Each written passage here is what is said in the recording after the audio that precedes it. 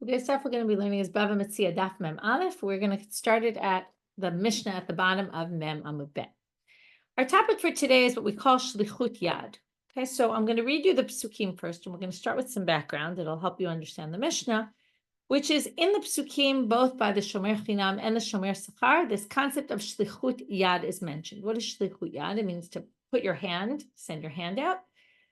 If you remember, a shomer chinam and a shomer sachar are different from, let's say, a socher and a shoel, a renter and a borrower, because they're watching an item and are not allowed to use it. If you rent an item, obviously you rent it to use, and if you borrow an item, you borrow it to use.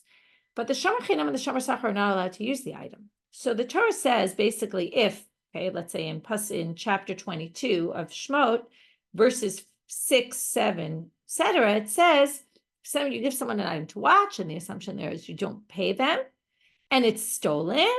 And then if you don't find the ganab, if you remember, you're exempt. What do? You have to go take an oath. And it says, V'nikrav balabayit el Elohim. By the way, it doesn't say you take an oath, but we assume that's what it means. We'll actually finish our daf today with this topic. Nikrav balabayit Elohim means you go to the court. Im lo shalach yado b'melechet re'ehu.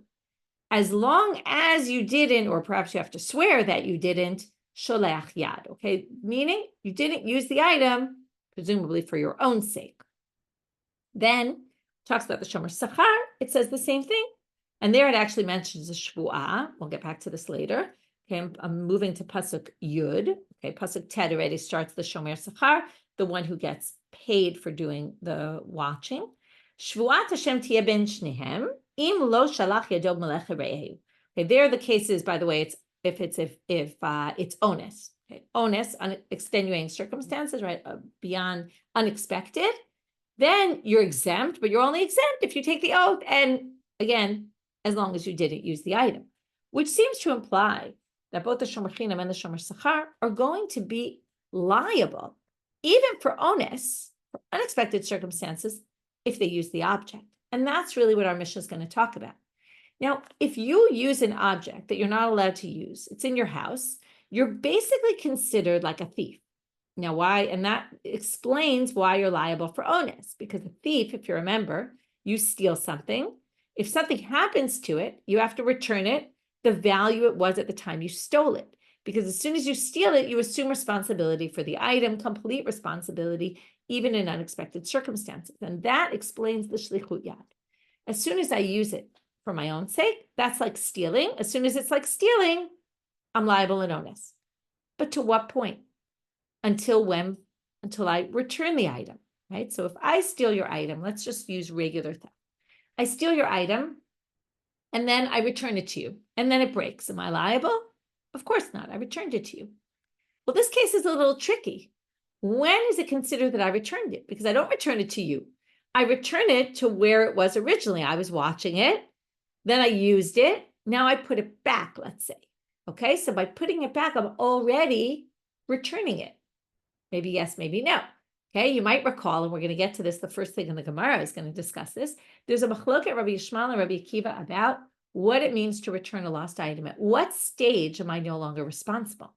And this is good because it brings together all different things that we've learned over time, which is, am I responsible? Is it considered returning? Let's say I steal an animal from your yard, and then I put it back in your yard. You have no idea I returned it to you.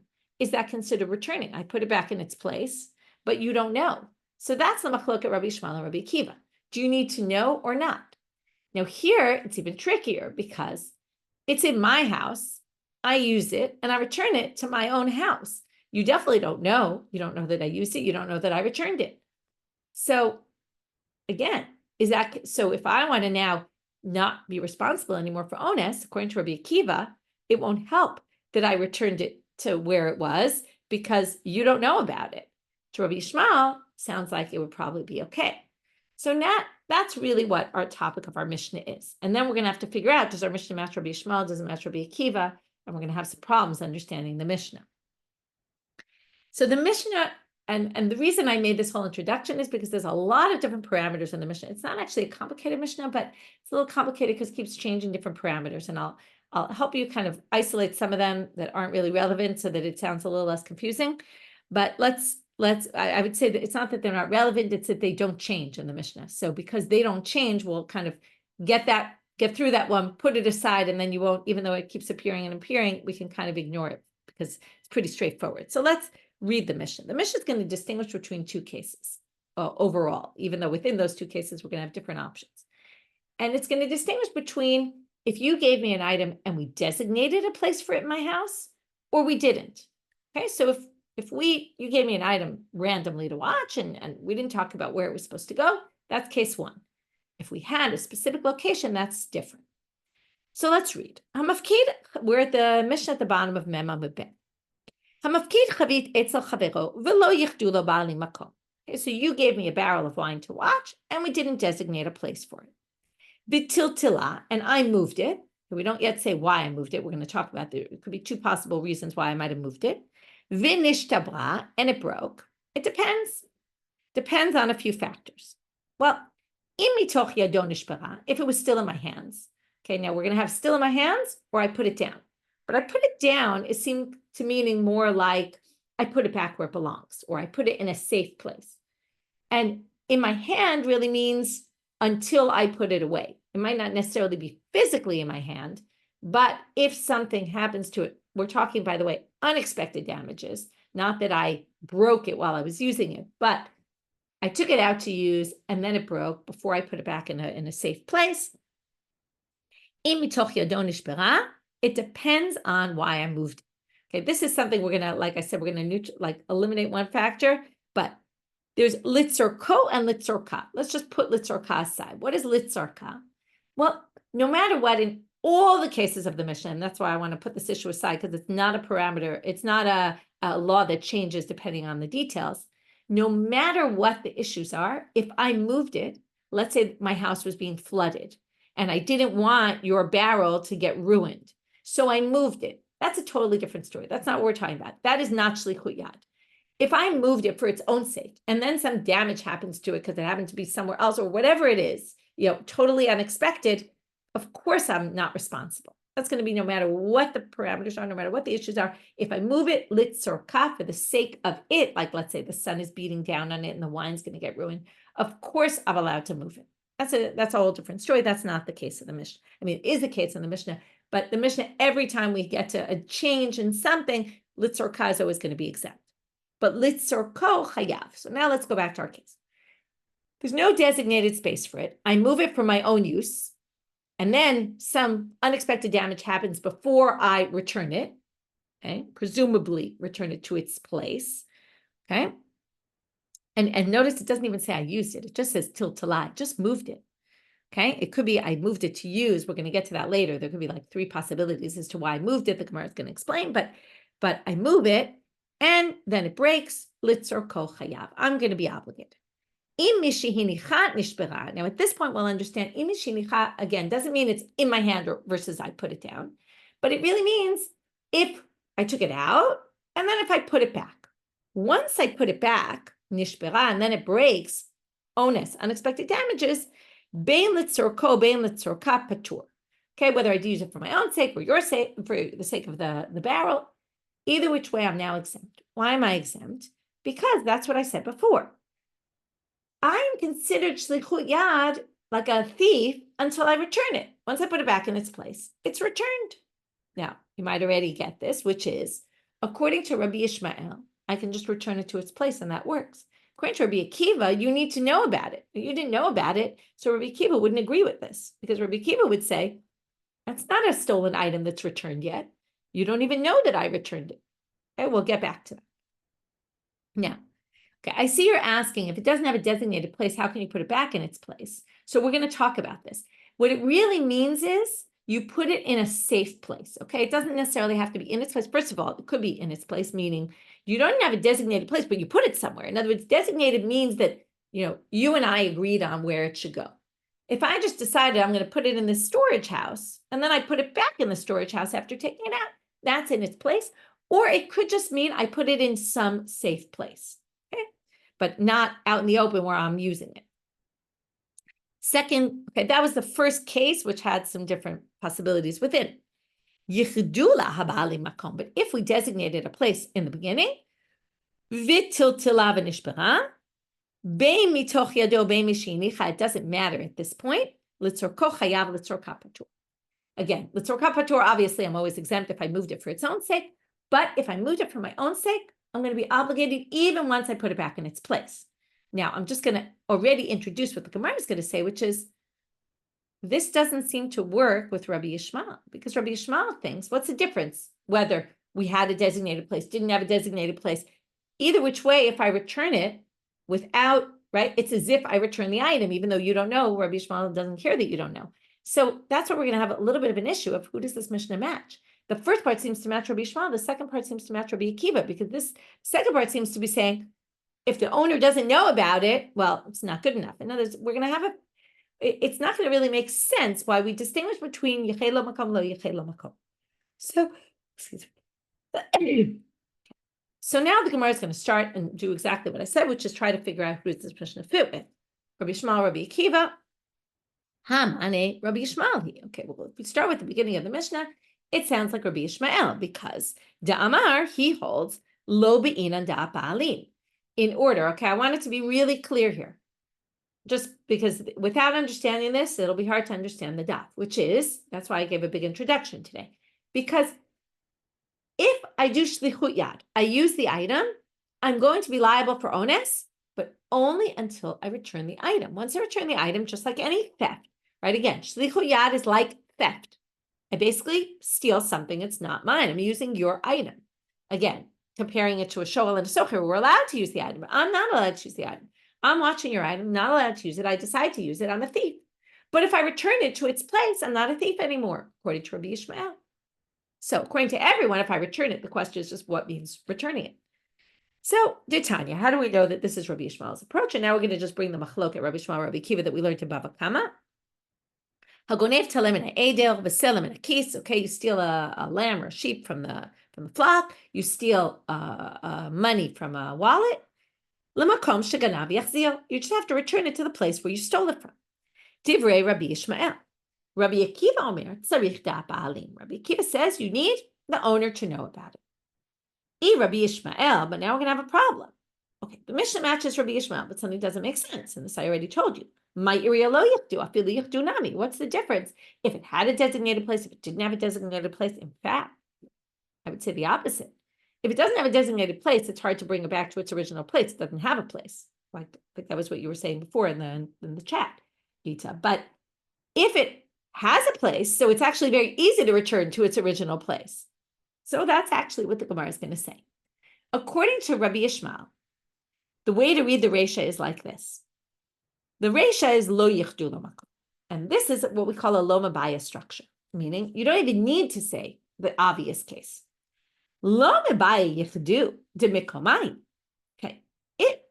In a place where it has a specific place, of course, just by putting back in its place, you're done. And you're no longer responsible for onus because you've returned it to its place. Ela afilu lo yichdu de lav mikomau. Well, if you didn't designate a place, and this is what you were saying before, it doesn't have a place really. So now they're saying that it doesn't really even have its own place. Still lo be'inan da ba'alim. As long as you return it either, again, to where it was, or you return it to a safe, protected space, that's sufficient. That's the chiddush of the Reisha. But, as I said before, if we say that that's what the Mishnah means, first of all, this is saying there's no distinction between yichdu, lo yichdu, but the Mishnah distinguished between yichdu and lo yichdu. And this doesn't fit in with the seifa. In other words, and really, it's not necessarily a question on this explanation. It's a question on how could you say the Mishnah's Rabbi Yishmael when the seifa clearly doesn't match Rabbi Yishmael, because it says, yichdu lahabali makom, which we just said was obvious to Rabbi Yishmael, this would be fine. B'til talav and ishparan, you moved it and it broke.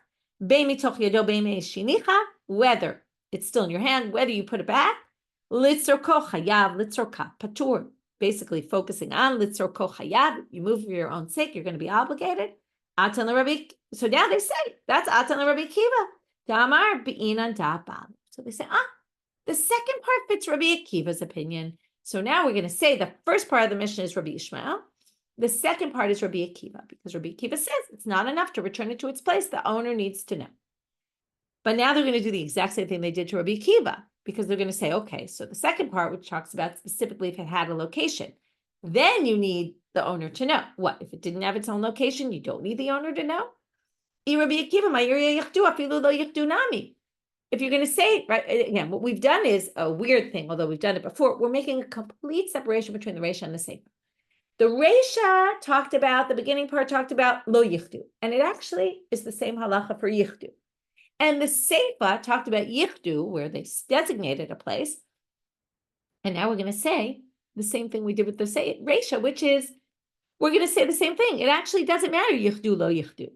Lo mebaya kamar, it's again a lo mebaya structure. It gave the unique halacha according to Rabbi Akiva, the one that was more, not unique, the more chiddush, the more unexpected. Lo mebaya lo yichdu delav mekomayim. In other words, of course, if you have no designated place, of course the owner needs to know you're returning it, because you didn't return it to its place. It didn't even have a place. Ela afilu yichdu nami. But even if you had a unique space where it was supposed to go, it doesn't matter. You still need the owner to know. You would think that would work. No, it really doesn't work. So now the Gemara says, I don't get it. Reisha Rabbi Yishmael, Sefer Rabbi Akiva, you're going to take this Mishnah, right? And besides that, you've split it entirely and said the first part's Rabbi Yishmael, the second part's Rabbi Akiva. We're also, I mean, they don't even say this, but it's also hard to understand, because the Reisha which talking about lo yichdu is actually lo yichdu and yichdu. And the Sefer which talking about yichdu is yichdu and lo yichdu. It's a very weird interpretation. To which the Gemara says, like we have no choice. Yes, this is it. This is the way we can read the Mishnah. To Amar Rabbi Yochanan. In fact, Rabbi Yochanan said about this Mishnah, and we'll quote to you how, even though it's hard to believe, it's true. Rabbi Yochanan said, "Man demitargim lechavit aliba dechad tana." Whoever can explain to me the Mishnah about the chavit, which you might have forgotten this, but our Mishnah is about a chavit. It's about a barrel of wine. Whoever can explain to me the Mishnah of the barrel of wine like one tana, meaning a consistent Mishnah that reads straight through. We've seen this phrase before. I will carry his clothes, his towels to the bathhouse. Okay, I'll be your schlepper. I'm willing to do anything for you. That would be amazing if you could figure this out. I don't know if I want Rabbi Yochanan carrying my stuff to the bathhouse. It's a little embarrassing for me, but yeah. So that's what he says. Okay, that was option one, how to understand our Mishnah. And it's a very, I would say, creative and taking the Mishnah out of its simple reading for sure. The Mishnah seems so clear. We're distinguishing between yichdu, lo yichdu, right? You had a place, you didn't have a designated place, and we basically thrown that up in the air. And to say it's a split between two commentaries is hard. We're actually going to come up with a different interpretation, although I don't see anybody carrying his clothes to the bathhouse. But before that, they're going to introduce a few other issues. And then from there, we're going to get off on a tangent after we see the actual interpretation of the Mishnah. We're going to get off on a tangent on something that comes up through here, and that will take us to the end of the daf. So Tirguma, we now have, I mentioned this before, that we're going to have different options as to what I was doing with this object, what I wanted to do with it, what was my intent. So Tirguma Rabbi Yaakov bar Abba kamei de Rav. So Rabbi Yaakov bar Abba explains the case in the Mishnah according to Rav. Shenitalam and not legazla. Why did I move this item? He says it was in order to steal. You'll have to wait a little while till we get to how the Mishnah works according to his opinion. So we're getting a little off, and then we'll come back. You took it to steal. You really wanted this whole barrel for yourself, and that's why you moved it. Then you change your mind and you decide to put it back. Tirguma Rabbi Natan bar Abba kamei de Rav. Shenitanam not l'shloch bayad. You really took it just to take some wine. You wanted a glass of wine for yourself. You moved it. You were going to take a glass, and then you were going to put it back. Now, in the end, we'll see this in a minute, but you didn't actually even take a glass of wine. And before that, the whole barrel broke. But what was your intent? Your intent was to, I would say, partially steal it, right? It's take a glass of wine and then put it back, right? That's partially used, but not fully. That's the difference between the first two. Before we get to the third, they're going to say, b'mai kamiflige. What's the root of the machloket? Why would you say almanat legozla or almanat l'shloch bayad, or why wouldn't you say like the other? And this is the topic that's going to take us through most of the rest of the daf. B'shlichu yad shrichati saron. The whole machloket is, when we say I'm not allowed to use your item, there's two different ways I can use an item of yours. I can use it and use it up, or use part of it up, like drink a glass of wine, and then there'll be less wine in it. Or I can use your barrel to step on it, let's say. I don't ruin anything, okay? It's as is. So I haven't caused any loss, but I have used it. Is that called shlichut yad? Or is shlichut yad only, that's what it means, shlichut yad, sricha chisaron. Get this phrase clear because we're going to keep coming back to it. Sricha chisaron means it needs you to have depleted some of it or caused depreciation in it, something in order to be obligated. If it's ena sricha chisaron, that means you can be obligated in shlichut yad even if you didn't do anything. You didn't ruin it in that you used it, but you didn't take away any of its value. You didn't reduce it in value at all. So how is this? Well, Manda Amar Ligos La, you said you were taking it to steal the whole thing. Why? Because in the end, what happened here? Before you even took any wine out of there, it broke. So if you hold that shlichut yad needs chisaron, in this case, you actually wouldn't be obligated in shlichut yad, because even though you intended to take a glass of wine, you never actually did. So you actually didn't do anything wrong. So that's why he says it must be you took it to steal. Stealing it is not shlichut yad. That obviously, even if you didn't cause a loss, you took it for your own sake. That in and of itself is a problem. So the one who says goes la kasavar shlichut yad sricha chisaron, and man damar l'shlach bayad kasavar. The one who says you were just trying to take a glass of wine, you didn't want the whole thing for yourself. You were just taking a little. You were going to return it, but in the end, you took nothing before it broke, and you're still obligated. Well, he holds shlichut yad eina tzricha chisaron. You'll be obligated in shlichut yad even if you haven't completed the value, or depreciated it in value. Matkifla Rav Shesha. Rav Shesha has a problem with both these interpretations, with both whether it's amanat legozla, amanat l'shlach bayad. Midi nitalakatani. You're assuming they took it, right? To take it for their own sake, they took it to use. Tiltalakatani. The word isn't they took it, right, for their own sake. The word is they moved it. Doesn't sound like they used it or were planning to use it necessarily like in that way. So therefore, Ela Amar of Sheshat Hacha b'mayaskinan Kigon shetiltala lahavi aleh goes alot. Okay, tiltala sounds like you just moved it. It doesn't sound like a big major thing. So he says what you really did was you just moved it to step on it to be able to catch some birds. You weren't actually intending to take any wine out of it. Okay, it's even less than you took it to take wine, but in the end didn't drink any. Here, you just took it to step on. And he must hold kasaval shoel shalomidad gazlan have, that if you borrow something, okay, in other words, again, this wasn't, both the first two options where you really were stealing in some sense. You were trying to take some wine from it, or you were trying to take the whole thing for yourself. That's stealing. But Rav Sheshet holds just borrowing something to use without causing any damage to it, that in and of itself, you're still a gazlan. Like he goes even farther to say, forget about shlichut yad doesn't need chisaron. Even more than that, just using it to step on, okay, without any intent to actually, right, before we thought shlichut yad means you wanted to steal part of it, right, not the whole thing, but part of it, and in the end you might not have yet, but just your intent was enough. But here he's saying, even if you didn't even intend to take anything from there, but just to use it as a stepping stool, and that he gets from the language tiltala. That's all an aside. But now we're going to explain Kula Rabbi Yishmael. Okay, based on all these interpretations, this whole Mishnah can be explained according to Rabbi Yishmael. How so? Well, Seifa, and it's not necessarily based on these interpretations, but Seifa shehinicha b'makom she'ena mekoma. What was our problem with the Seifa? The Seifa, we said, in other words, what was the problem with Rabbi Yishmael? We said, according to Rabbi Yishmael, all you have to do is put it back in its place. So as long as you put it back in its place, you're fine. Well, then we said, what's the difference? Yiched lamakom, lo yiched lamakom, right? Well, now he's going to say the following. Lo yiched lamakom, as long as you put it back in a safe place, and this goes back to your question in the beginning, Gita, it doesn't even have to be in its own place because it doesn't have its own place. You just have to put it in a safe place.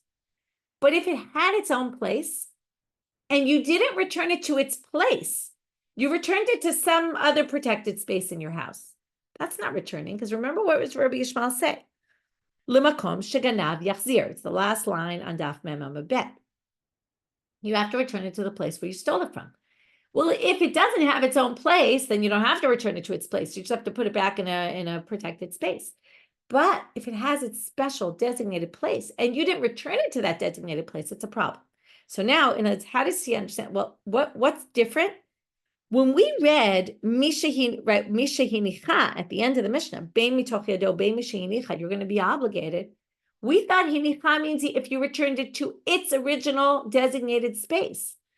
Comes the second interpretation and says, no, you returned it to a space, not its designated space. If you actually return it to its designated space, you'd be exempt. And that fits in with Rabbi Yishmael. For Rabbi Yochanan, why did Rabbi Yochanan, who said, I wish someone could explain to me this Mishnah in a good way, why didn't he think that this was the way to read the Mishnah? He wasn't convinced by this because he says placing it back, putting it back sounds like, or placing it down sounds like placing it in its original space. And therefore, he didn't think that this was a reasonable interpretation of the Mishnah. So to summarize this section, we basically learned a Mishnah, which differentiated between it had a designated space, it didn't have a designated space. We, in the end, had to explain first part is Rabbi Yishmael, second part is Rabbi Akiva, and actually there's really no distinction, designated space, not designated space. Each one was kind of talking about the case that was the more unique or harder to get to halacha according to them. And kind of like the Mishnah was, a copy and putting together of two totally different things, right? Two different opinions that ended up in the same Mishnah, which is a hard interpretation to do, but it does happen sometimes. And then we basically interpreted a word differently, all of a sudden changing kinicha, which we thought meant, and by the way, it's not clear, right? There's holding in your hand and putting it down. Putting it down could be putting it down here, it could be putting it down there, it could be putting it down anywhere. It's interesting that Rabbi Yochanan is so convinced that putting it down means putting it back in its place. Not so clear from the simple understanding of that word. As soon as you change that last word in the Mishnah or toward the end of the Mishnah of you put it down, but not in its place, then everything falls into place because, no pun intended, because if it had its own place, then it must be returned to its place. It doesn't have its own place. It doesn't need to be returned to its place. It just needs to be returned to some safe area. And that's the difference between the Reisha and Seifa, and then the whole thing could fit according to Rabbi Yishmael. So that's the Mishnah. Now, since we mentioned this idea, this machloket about shlichut yad needs chisaron, doesn't need chisaron, now we're going to talk about the machloket and what it's based on and who says what. Itmar, it was said, Rav and Levi have an argument. Chan amar shlichut yad tzricha chisaron, v'chan amar shlichut yad eina tzricha chisaron. One says that in order to be obligated for shlichut yad, you need to have taken out some of its value, reduced its value. And one said, you don't need to reduce the value, just using it, like, for example, Rav Sheshet's example, stepping on it would be enough. To stein derived, now, we don't know who says what, though. One says this, one says that. The Gemara likes to try to figure out, if they can, who says what. So they're going to suggest, to stein is a word always used when you don't know who says what. We're going to say, let's assume that this is the one who holds, the Rav hu damar, shlichut yad eina tzricha chisaron. He must be the one who holds that it doesn't need to be reduced in value for you to be obligated. You're going to be obligated anyway. In the end, by the way, they're not going to prove it, and they're going to say it's the exact opposite. But right now, they think Rav's the one who says this. How do we know? Titania. We're going to start with the Breita, then we're going to quote something Rav says about this Breita and try to prove. You were with your flock, but your flock is actually someone else's flock. Okay, it's a little weird. It says your flock. It means your flock that you're watching of someone else's. Otherwise, this makes no sense because we're going to have in terms of damage happens. Are you obligated or not? You would be obligated to yourself. So you're watching someone else's flock. And you leave the flock and you go into the city. And then some unexpected crazy thing happens. A wolf comes and eats them. A lion comes and tramples them. One of the animals, let's say, patur. You're exempt. That's onus. But if you put your staff and your cloak on top of the animal, meaning you use the animal, hayav, you're going to be obligated because you were sholech yad. Remember, that's the whole premise of our Mishnah. If you do shlichut yad, you use it and you're not supposed to use it, and then onus happens, you're going to be obligated. Now, in this case, the onus isn't that you move the barrel out of its spot. The onus is you put something on it. So when is it considered that you are no longer, right, shlichut yad? Well, when you take the makel and termiel off, then it goes back to its original state. You won't be liable for onus anymore. So then they ask on this Breita, mishum diniach maklo v'tarmilo ala chayav hashaklinu. What do you mean? You put your staff down. They assume that what happened? You put your staff down. You were getting ready to leave to go to the city. You put your staff and your cloak down, and then you take it off, and then you go into the city. Well, at that point, you shouldn't be liable for onus anymore because okay? Because you're not using it anymore, right? Again, there's no returning it to its place. It's not the same kind of thing. But you used it, you stopped using it, you're done. It goes back to its original state. To which Amar Rav Nachman, Amar Rav Baravua, Amar Rav, so Rav Nachman quotes from Rav Baravua, quotes from Rav, Be'odan aleha. They must have been still on the animal. So now what do we have? We have shlichut yad. You put your makel, your tamil on the animal, according to Rav. You leave it there. You go into the city, and then there's a Ev and the Ari come. Now, while they came, you were doing shlichut yad because you put it on there. You didn't return it to its original state. You're liable for honest. So now they're going to say, okay, this is shlichut yad. What kind of shlichut yad is this? There's no chisaron to the animal that you have your makel and tamil on it. That doesn't weaken the animal. So they say, "V'amar of Shmuel bar of Yitzchak Amara." Sorry, I skipped a line. V'chi odan aleha my have halo mashcha. But they say, wait a minute. If the makel and termil are on top of this animal, okay, your staff and your cloak are on the animal. In order to be, remember, shlichut yad makes you a thief. By just putting something on them, actually isn't even an act of theft. In order to do an act of theft, you have to be moshech. There has to be some sort of kinyan. You might remember, we learned this all at the end of Bava Kama when we learned about theft. There has to be some sort of acquiring. You didn't acquire it at all. So what does it mean that you're chayv and honest? Because you acquired the animal by stealing it. Remember, that's how it all worked. You were kona the animal. Now it's weird. What do you mean? I acquired something I stole. But yes, we spent a long time on this. What it means is you acquire it for the purposes of liability. You're now liable to return it from the moment that you acquired it. But there was no acquiring here just by putting something on it. It's not a normal, it's not like you move the barrel. That was Mashiach, that was the kinyan. So therefore, another quote from Rav. Amar Rav Shmuel bar Rav Yitzchak Amar Rav, she kisha b'makel v'ratzta lefanav. There was something about a makel, but it's a little bit different. What did you do? You hit it with a stick. We've seen this kind of thing before. And you got the animal to move the way you wanted it to move. You prodded the animal in a particular direction, and you were doing it for your own sake. You wanted it to be somewhere. That is called, that's a problem, okay? That is when you acquire it in that way, because you acquired it for yourself. That's shlichut yad with an act of kinyan. You become a gazlan, right? And then you're going to be liable till you return it. Now, what do you see here? Did you reduce the value of the animal by prodding it along, hitting it with that stick to get it to move? No, halo chascha. So what do you see here? If Rav explains it this way, this is the shlichut yad, then Rav must be the one who holds. It doesn't need to be reduced in order for you to be obligated.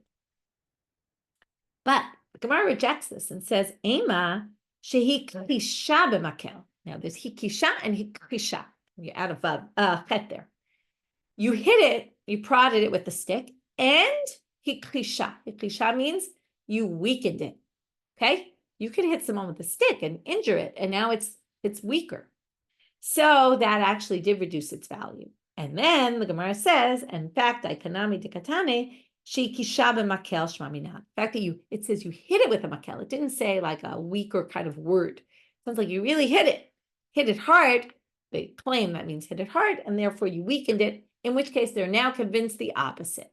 Rav is the one who says you need a chisaron in order to be obligated, because that's how he explained this case, where you reduced its value. And therefore, this is always the way they go with these things. If you can prove who said one side, then you obviously know who says the other side. Rav savar shlichut yad tzricha chisaron, Levi savar shlichut yad eina tzricha chisaron. Now, my time of the Levi, what's the reason? I guess it's obvious to them why it would need chisaron, because just by stepping on it, you haven't really used it. It's hard to call you a thief just because you use it to step on. I mean, you shouldn't do it, but hard to call you a thief. The question is, where does Levi get it from? That you're going to be considered a thief anyway, and basically that means you're going to be liable for onus at this point just by stepping on it, right? And not reducing its value at all. Rabbi Yochanan is now going to quote someone, and then he's going to disagree with him. But we're going to see from here the opinion of Levi in this discussion. Now, if you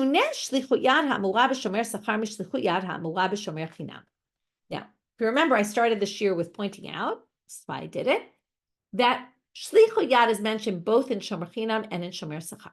And he says, mishuneh, it's different. Okay, meaning it's mentioned in two places, But what he's going to say is it's not really necessary to be mentioned in two places. And therefore, there's something different going on here.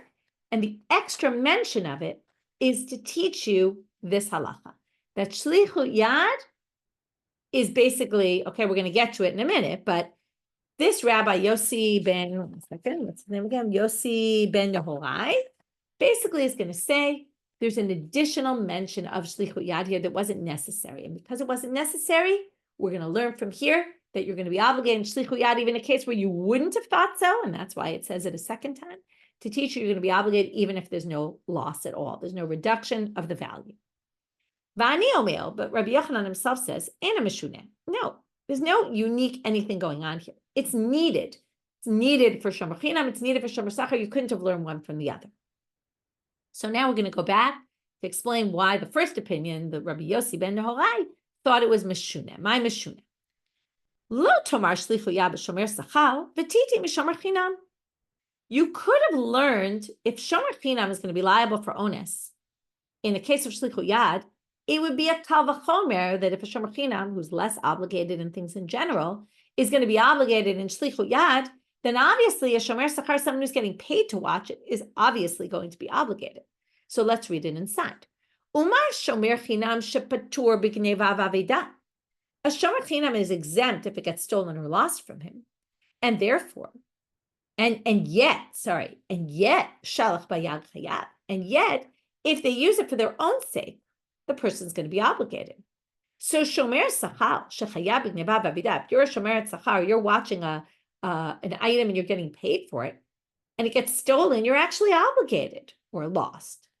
Lo koshkein. So all the more so. In other words, if you already have a stricter halacha about what types of things you're going to be obligated for, then obviously, if shlichut yad in the weaker case, right, the case where you're less liable, you're going to be obligated for onus, then all the more so if you're shalech bayad, if you're shomer sachar, you're going to be liable. So isn't that obvious? In which case, now we're going to spell the whole thing out. So why did the Torah have to say shlichut yad by shomer sachar? It's to tell you not only if you're shalech bayad and you reduce the value, are you going to be obligated, but even if you don't reduce the value, you're going to be obligated, right? This is a classic extra phrase that's not needed, comes to bring in an extra case. What's the extra case? Obviously, the extra case is even if you haven't reduced the object in value, right? You just use it as a step stool, you're obligated. Vani omel, but comes Rabbi Yochanan. Now the question is, why doesn't Rabbi Yochanan agree with this? Why did Rabbi Yochanan, we're basically breaking down Rabbi Yochanan's statement. We first explained the first half, Rabbi Yossi's opinion, Rabbi Yossi ben Yehorai. Now we're going to say, but why does he think ena mishuneh?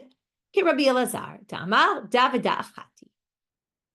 Well, like Rabbi Elazar, who said this and this is all one and the same, which is a little hard to understand. In fact, the Gemara is going to say, what do you mean? But what it really means is each one is necessary. So now they're going to say, my Davida Achat. Why was each one necessary? You needed to say it in shomer sachar, you needed to say it in shomer chinam. Couldn't you learn one from the other? Didn't we just build a great kal v'chomer argument? Well, no. Mishum de'ikal mifrach. You can always knock out a kal v'chomer if you can show that the thing you thought was the easier one, shomer chinam, is actually chamor, has tzad chamor shebo. We thought shomer chinam is much lighter than the shomer sachar because you're actually exempt from theft and loss. But you could knock it out. Why? You could say the following. Okay, let's go back and explain what all this is. A lot of phrases. To'en tanak ganav is when you claim it was stolen. Let's say you're a shomer chinam, and you claim it was stolen, which means you can be exempt, right? As long as you take an oath, you're exempt. You claim it was stolen, and then it turns out you lied, right? You swore under oath that it was stolen, and it turns out you stole it for yourself, okay? Now, what do? You remember? You have to pay now the value of the item and the double payment because you're basically a thief. That the psukim say this, okay? That was the psukim. Im lo yimatzeh ganav v'nikra bal habayit Elohim, right? If they don't find the thief, I'm reading the psukim in pasuk zayin of that chapter 22 in Shemot.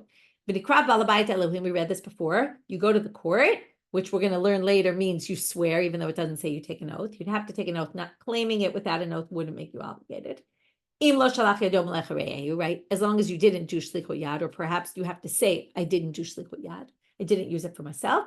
Al kol dvar pesha al shor al chamor al sel sama al kol aveder asher yomar ki uzeh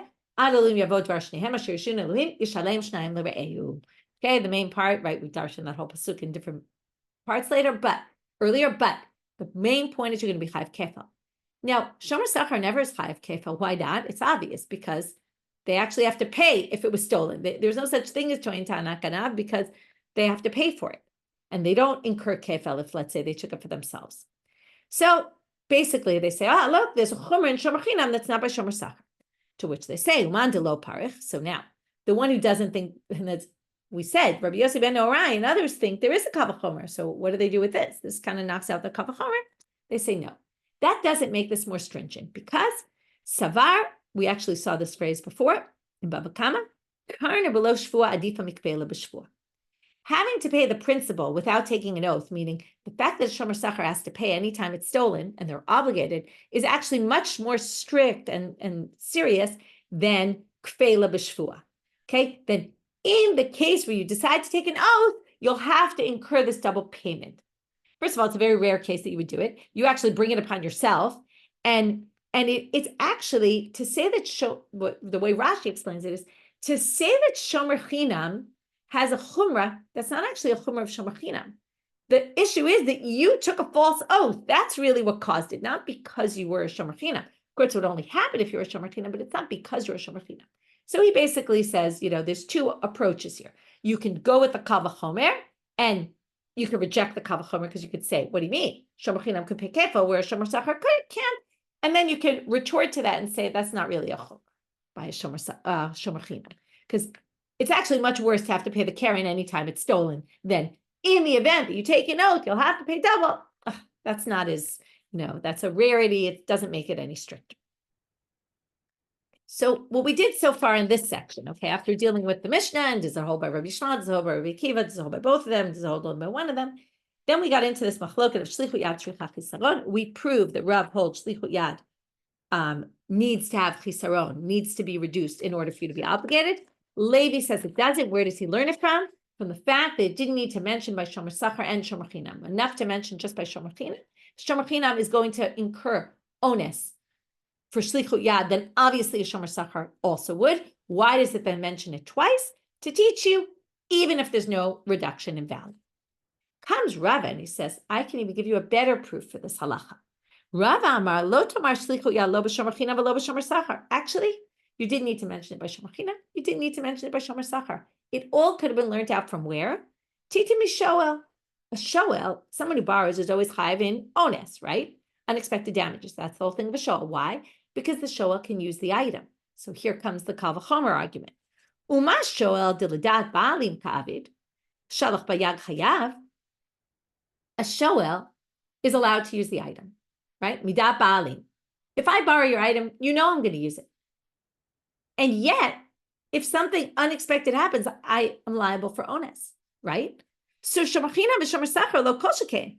So all the more so, if I'm not allowed to use your item, you don't allow me to, and I use your item, of course I'm going to be liable for onus, right? You get it? If a shoel is allowed to use it and is chayav in onus, so when you're not allowed to use it and you use it, of course you should be obligated in onus. So you don't even need the pasuk by shomer chinam, and you don't need it by shomer sachar. So now we're going to obviously have the question, well, then why is it mentioned? Lama ne'ema. So chada for our halacha. Lomar lecha shlichut yad ein tzricha chisaron. One of them is teaching you this halacha that we just said. V'idach, the other one will say, well, shelo tomar dayo lavo min adin liot kanito. If you just learned from Shoel, you would say, this is a principle we've learned before. When you learn one thing from another by kav chomer, you can only learn what's true for that thing. You can't take it one step farther. Now, there's a unique halacha, which we'll get to much later, not much later, but we're going to get to it soon, about shoel b'ba'alim. Actually, I forgot exactly where it comes up, but I know it comes up around here. She'ela b'ba'alim means if I borrow something and onus happens, I'm obligated. But if you're with me, and this comes up from the psukim, if you're with me, I'm exempt. It's a strange halacha, but it means if you're with me, we're exempt. We're going to talk about it. There's a lot of even like why this is. Not for today. So you would have thought, if you're going to learn the law of onus from Shoel, well, you can only say then, you're only obligated if the owner's not there. So if I'm a shomer chinam, a shomer sachar, and I use the item, and you're in the room with me, and onus happens, right? If I was sholech by yad at some point, I didn't return it to its place, and you're in my house, and onus happens, you would think then I would be exempt. right? Because they all love li'okani. So the extra writing of this phrase, shlichut yad, in these psukim is to teach you that's not the case. In other words, if we had just learned it from Shoel, we would have thought then bebalim you'd be exempt, but you're not. That's why it mentions it a third time. Or in other words, the second time, really. Now, there's one last thing to figure out, which is Lamanda Amar Shlichut Yad Stricha Chisaron. And this was all, these psukim are extra, and they're there to teach you Shlichut Yad doesn't need Chisaron, and this other halacha. What if you think Shlichut Yad does need Chisaron, like Rav? So what are you going to do with the extra pasuk? Lamanda Amar Shlichut Yad Stricha Chisaron. Hanei Tarti Shlichut Lamali. Shlichut Yad Lamali. What do you need to mention Shlichut Yad, both there and there, if you could have learned the whole thing from Shoah? So obviously the first one is Deyo Lavo Minadim, right? Shelo Tomar, don't say Deyo Lavo Minadim Liokani Don, and that Shlichut Yad, and then Ones, when the Baalim are there for shomer chinam or shomer sachar, you're going to be exempt. No, you're not exempt. That's what the first one comes for. V'idach, and the second one, I told you we'd end with this, L'chiditanya, it says in a Braita, V'nikrav balabayit el Elohim. Now, when are you obligated the kefal payment? If you went to the court, and then it turns out, and you claimed it was stolen, you exempted yourself, and then it turns out you stole it. You have to pay double. Now, it doesn't say that you took an oath. So the question is, what if you just went to the court and claimed it was stolen without taking the oath? Would you be obligated to pay the kefel if we found out then that you were lying? So they say, Nikrav balabayit el Elohim, this is l'shvuah. It's only if you took an oath. Then you're going to incur the double payment if it turns out you stole it. But the Braita says, maybe it just means, literally means you go to the judges. Who says you have to take an oath? Well, now we're going to learn the shlichut yad, okay? Shlichut yad, and this is, you might remember, but if you don't, I said this when we read it in the beginning. Shlichut yad in the shomer sachar case says, Shvuat Hashem tia ben shnehem im lo shalach yado melech re'eh. You have to take an oath. It didn't say oath in the shomer chinam pasuk. But since shlichut yad appears there and shlichut yad appears there, we make exera shava between the two. What's true for there is true for there. And from there we learn, mala halan shvua afkan shvua. You would have to take an oath in order to incur the double payment. That's why there's an extra mention of shlichut yad. So according to Rav, that's what you would darshan from the second mention of shlichut yad. Okay, so again, quick review. We had this thing about Rabbi Yishmael, Rabbi Akiva. Who does the Mishna hold like? Why is there this difference? Yichdu, lo yichdu. According to the first interpretation, there really is no difference, and it's just two different opinions, and there's two different things going on here. The Mishna is split. According to the second interpretation, the Mishna is not split. It's all Rabbi Yishmael, and because we had a mention there of what exactly happened and the machloka between two of the people had to do with this shlichut yad shlichut chisaron or not, we then went into this machloka and we said that Rav and Levi debate this. We proved who holds what, and then we explained what the basis for the opinion of that it doesn't need chisaron, and it's all because there's this extra mention of shlichut yad.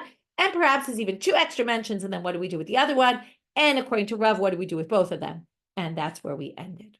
So, and we got up to the next Mishna, wishing everybody a chodesh tov, hope for a chodesh that will bring b'sorot tovot, geulah, and wishing everybody a good day.